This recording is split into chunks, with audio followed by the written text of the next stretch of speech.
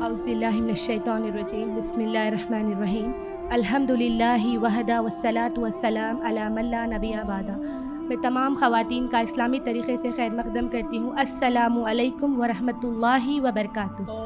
اللہ تعالیٰ کی آپ پر سلامتی، رحمتیں اور برکتیں۔ انشاءاللہ آج کا میرا عنوان ہے حسد۔ حسد کسے کہتے؟ بس اس کا نام حسد ہے۔ انشاءاللہ دیکھیں گے کہ اس کے نقصانات کیا ہے، اور یہ حسد کرنے والے کو اور محسود کو، یعنی کہ جو حسد کرتا اسے حاسد کہتے ہیں، اور جس پر حسد ہوتی ہے اسے محسود کہتے ہیں۔ کیا بولتے ہیں اس کو؟ محسود بولتے۔ تو دیکھیں گے حاسد کے لیے کیا نقصانات ہیں اور محسود کے لیے کیا نقصانات ہیں۔ قرآن و حدیث کی روشنی میں جتنا مجھ کو وقت دیا گیا ہے اس میں مختصراً سے قرآنی دلائل کے ساتھ اور حدیث کے ساتھ آپ کے سامنے رکھنے کی کوشش کروں گی۔ تو سب سے پہلی بات، حسد کسے کہتے ہیں؟ حسد وہ چیز ہے جو کچھ بھی اللہ تعالیٰ کی نعمت کسی دوسرے شخص کے پاس ہو، چاہے وہ رنگ، روپ، دولت، تعلیم یا پھر اور بھی کوئی چیز، جو ہر وہ چیز ہماری زندگی میں جو کچھ ہے وہ ہر چیز اللہ تعالیٰ کا دیا ہوا ہے۔ تو اللہ تعالیٰ کی دی ہوئی کوئی بھی نعمت کسی دوسرے شخص کے پاس ہو اور کوئی دوسرا شخص اس سے محروم ہو، تو اس کو دیکھ کے جو دل میں ایک فیلنگ آتی اسے کہتے ہیں حسد، اور جس کے اوپر حسد کی جاتی اسے کہتے ہیں محسود۔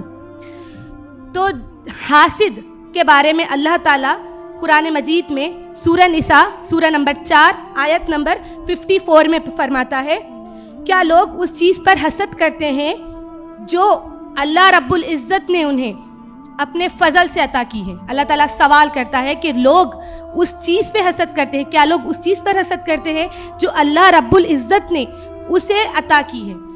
اب حسد ہر انسان کے پاس رہتی، یاد رکھیے، سوائے انبیاء اور اولیاء کے ہر شخص کے اندر حسد والی بیماری کا مادہ اس کے دل میں رہتا ہے۔ ہر انسان کے اندر دو طریقے کے لوگ رہتے، ایک جو نیک رہتا نا، وہ کیا کرتا، اس چیز کو، حسد کو دبا لیتا اپنے اندر، اپنے اعمال سے ظاہر نہیں کرتا۔ جب اس کے اندر خیال آتا کہ اس کو وہ مل گئی تو فوراً وہ کیا کرتا؟ نیک انسان اللہ کی تعریف کرتا، کیا بولتا؟ ماشاء اللہ، بارک اللہ کہتا اور خوشی کا اظہار کرتا۔ کیا کرتا نیک انسان؟ ماشاء اللہ، بارک اللہ بولتا اور خوشی کا اظہار کرتا۔ اور جو دوسری طریقے کے لوگ رہتے، وہ لوگ منہ کھول دیتے اور ان کے چہرے کے تاثرات ہی بدل جاتے اس وقت، اور تاثرات بدلتے اور کیا بولتے؟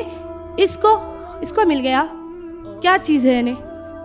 میرا بچے کو میں اتنی اچھی تعلیم دی، وہاں پر وہ فلانے ادارے میں، فلانے اسکول میں، فلانے کالج میں پڑھ کے میرا بچہ ٹاپ نہیں آیا، اس کا آ گیا، ایسا کیوں ہو گیا؟ اللہ اس کو کیوں دیا؟ یہ دوسری کیٹیگری کے رہتے۔ اور ایک جو رہتے جو سب سے بدترین ہے، وہ کیا ہے معلوم؟ نہ مجھے ہونا نہ آگے والے کو ہونا۔ جو چیز میرے پاس نہیں ہے تو اس کے پاس بھی وہ چیز نہیں رہنا۔ یہ سب سے بدترین قسم ہے، یاد رکھیے۔ حسد دیکھیے آدم علیہ السلام سے شروع ہوئی تو قیامت کے آنے تک انسانوں میں موجود رہنے والی چیز ہے۔ آدم علیہ السلام کو آسمانی دنیا سے دنیا میں آنے کی وجہ کیا چیز بنی تھی؟ ابلیس کے اندر کیا چیز آ گئی تھی؟ حسد آ گئی تھی۔ ابلیس کیا بولا تھا؟ یہی چیز آ گئی تھی۔ کیا بولا تھا ابلیس؟ کہ اللہ تعالیٰ میرے کو آگ سے بنایا، وہ آگ جو اوپر کو جاتی، اور یہ مٹی کا پتلا، یہ سڑی گلی ہوئی مٹی جو میرے سامنے فرشتے لا کے دیے، اور میں اس کو سجدہ کروں؟ میں تو طاقت والی چیز سے بنا ہوا ہوں، آگ والی چیز سے، اور یہ تو مٹی کا بنا ہوا پتلا ہے، میں اس کے سامنے میں سجدہ کروں؟ یہ کر کے وہ اللہ سے کیا کرا؟ انکار کرا، حسد کی بنیاد پہ انکار کرا تھا، یاد رکھو۔ اور حسد ایسی چیز ہے، ابلیس اللہ کا پسندیدہ بندہ تھا۔ جب دنیا میں اللہ تعالیٰ عذاب بھیجا تھا جناتوں کے اوپر، تو اس وقت ابلیس ایک چھوٹا سا بچہ تھا، اور اس کو فرشتے کیا لے کر گئے تھے؟ آسمانوں پہ لے کے گئے تھے، 7ویں آسمان پہ، اور وہ اللہ کے قریب تھا، دن رات اللہ کی عبادت کرنے والا تھا۔ جب ایسے نیک شخص کے اندر بھی جب حسد آ گئی تو اللہ تعالیٰ کیا کرا؟ اس کو جنت سے ہمیشہ کے لیے بائیکاٹ کر دیا، جنت سے ہمیشہ کے لیے نکال دیا، اور اس کا نقصان دونوں کو بھی ہوا، ابلیس کو بھی ہوا اور آدم علیہ السلام کو بھی ہوا۔ ابلیس کو کیسے نقصان ہوا؟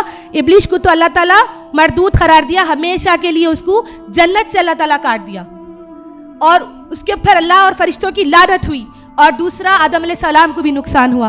کیا کرے انہوں؟ حاسد کی باتوں میں آ کے اللہ کی نافرمانی کر بیٹھے اور کیا ہوگا؟ جنت سے دنیا میں آ گئے، کئی دن تک روتے رہے امی ہوا اور آدم علیہ السلام. یاد رکھو حسد کا دونوں کو بھی نقصان ہوتا، لیکن ایک چیز غور کرنے کی ہے. اللہ تعالیٰ قرآن مجید میں کیا بول رہا کہ یہ واقعات میں تم کو ایسی دلجوئی کے لیے نہیں بتایا. اللہ تعالیٰ ہر واقعے کے پیچھے ہم کو نصیحت حاصل کرنا ہے. تو جب اللہ تعالیٰ بول رہا یہ آدم اور ابلیس کا جب واقعہ ہمارے سامنے آ رہا، اس سے دو چیز معلوم ہوتی. حسد کی بنیاد پہ ابلیس جنت سے نکال دیا گیا، ہمیشہ کے لیے کافروں میں شمار ہو گیا، اور آدم علیہ السلام کو نقصان یہ ہوا کہ وہ دنیا میں آ گئے. تو نقصان سب سے زیادہ کس کا ہوا اس میں؟ ابلیس کا یا آدم کا؟ ابلیس کا ہوا. جو حسد کرتا اس کا سب سے زیادہ نقصان رہتا، یاد رکھیے. اور یہ حسد والی عادت ہماری خواتین میں کوٹ کوٹ کر بھری ہوئی رہتی. گھر میں دیورانی جٹھانی کے بچوں سے حسد کرتی، نندوں کے بچوں سے حسد، دیور زیادہ کما رہا تو جیٹھانی کو حسد، یا جیٹ زیادہ کما رہا تو دیورانی کو حسد، بھائی زیادہ کما رہا، ایک عورت دوسری عورت پہ حسد کرتی. اور یہ حسد کا کیڑا، حسد کا مادہ عورتوں میں زیادہ ہے میری ماں اور بہنوں. اور یاد رکھیے جب کبھی آپ کے اندر حسد والی فیلنگ آ رہی تو اس وقت کیا کرنا ہے؟ ماشاء اللہ بارک اللہ بولنا ہے اور اس شخص کی تعریف کرنا ہے، اللہ کی تعریف کرنا ہے. حسد کرنے والے کا سب سے بڑا نقصان ہو رہا، ہم کو یہ واقعے سے معلوم ہو گیا.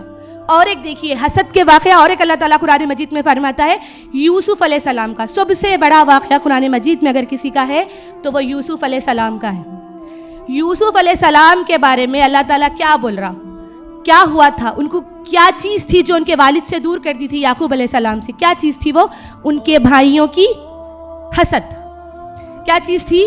ان کے بھائیوں کی حسد. اس میں بھی دونوں کا نقصان ہوا، دونوں بھائیوں کا نقصان ہوا. اب کیسے شروع ہوا یہ واقعہ ہم تھوڑا دیکھیں گے، اس سے ہم آپ کو کیا کیا سیکھنے کو ملتا دیکھیں گے مختصراً سے وقت میں. یوسف علیہ السلام کو جب خواب آتا چاند اور سورج والا جو ان کو سجدے کر رہے تو انہوں کیا کرتے؟ اپنے ابا کو سناتے. میں ڈیٹیل میں نہیں بول رہی ہوں، سراسری بول رہی ہوں.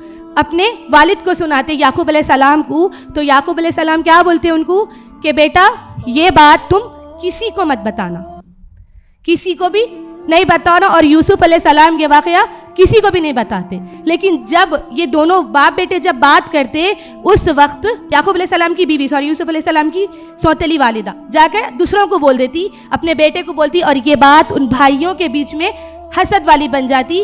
یہودا کیا کرتا ان کا بڑا بیٹا کہ ابا یوسف کو ویسے ہی بہت چاہتے. دو وجہ تھے چاہنے کی، ایک یوسف علیہ السلام بہت معصوم طبیعت کے تھے، اور دوسرے انہوں بن ماں کے تھے، ان کی والدہ کا اسی وقت انتقال ہو گیا تھا. تو یہ وجہ سے ان کے دیکھو بھائیوں میں بھی حسد ہوتی. اکثر لوگ بولتے نا میں کیوں حسد کرتی، میرا بھائی ہے، انہیں میرا بھائی ایسا سمجھ رہا. نہیں، آگے والا آپ کو سمجھ رہا تو شاید آپ ایسے کوئی تاثرات اپنے چہرے پہ نمایاں کرے ہوں گے، تبھی آگے والا سمجھ رہا. تو جب یوسف علیہ السلام کے بھائیوں کے اندر کیا چیز آ جاتی؟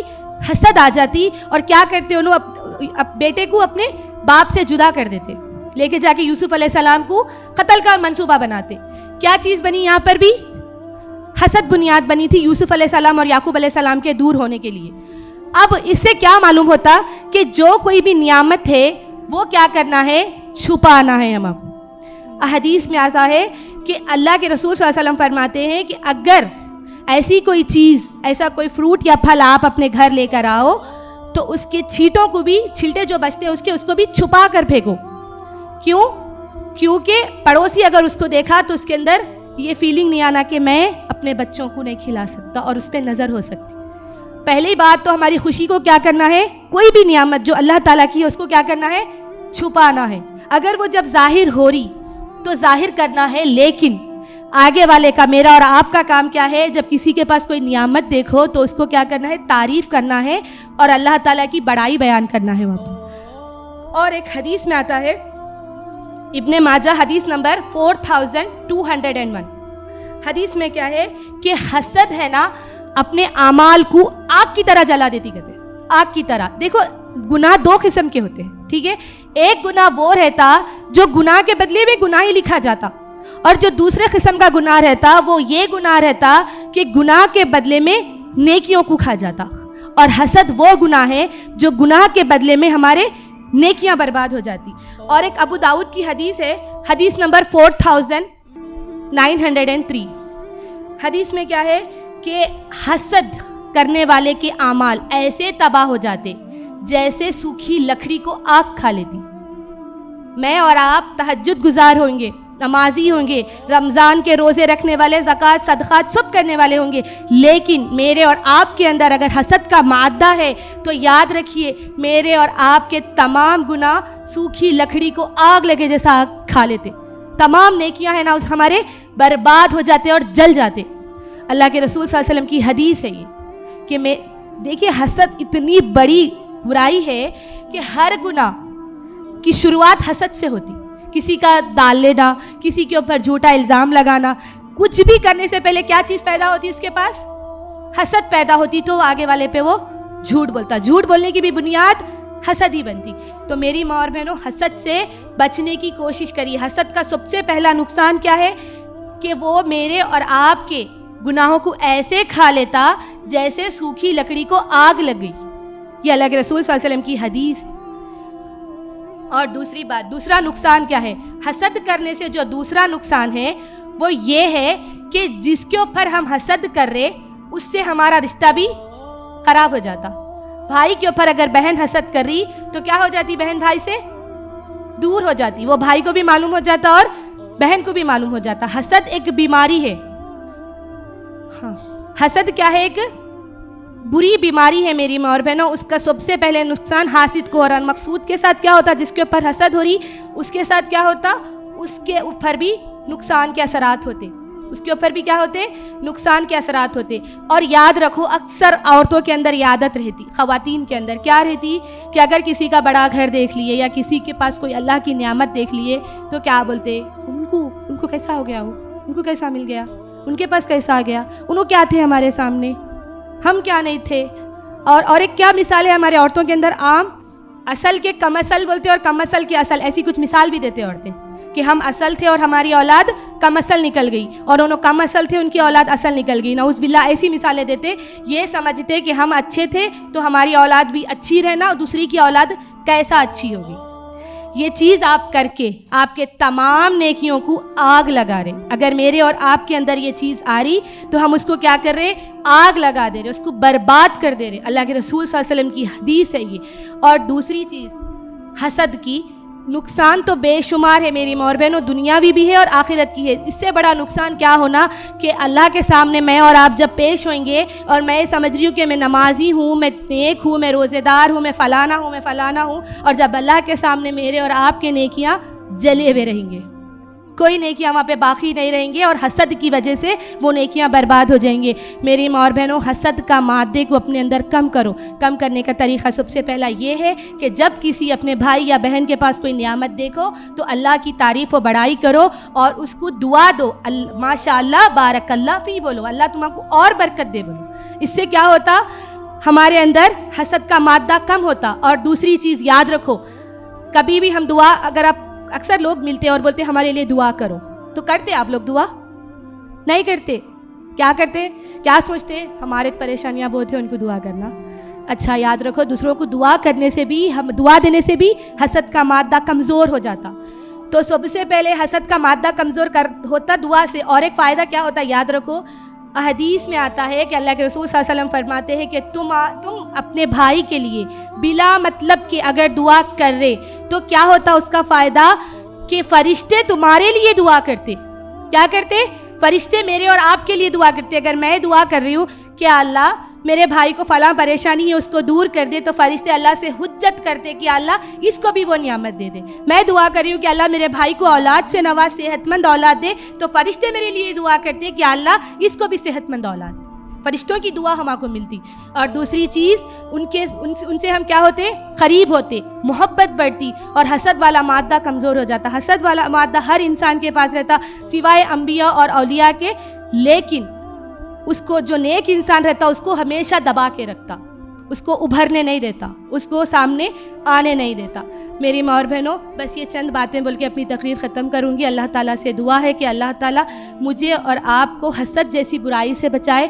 اللہ تعالیٰ سے دعا ہے کہ اللہ تعالیٰ کہنے اور سننے سے زیادہ عمل کی توفیق دے، عمل کی توفیق دے۔ السلام علیکم ورحمۃ اللہ وبرکاتہ۔